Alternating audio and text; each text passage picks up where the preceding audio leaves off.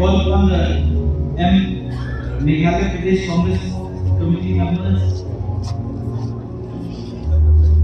to felicitate with us. Then followed by the Meghalaya Pradesh Mahila Congress,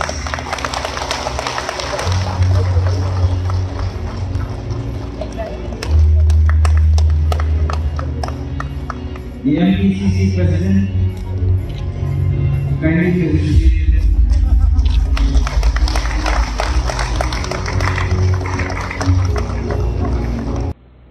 Feel a little, how to say, a little different picture.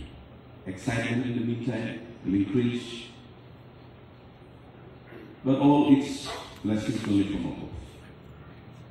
I'm so excited to be part of you and part of the system right now, so that I can at least open-mindedly speak about the truth, about the issues and agenda, whatever I felt to speak for us in the Lok Sabha elections. I will definitely follow up whatever Sarpala has already taken up. For example, he has already talked about the ILP on the floor of the parliamentary session itself. He has already talked about the 8th schedule on the floor of the House itself. So definitely I will be taking up, sir. I'll definitely continue to tackle that.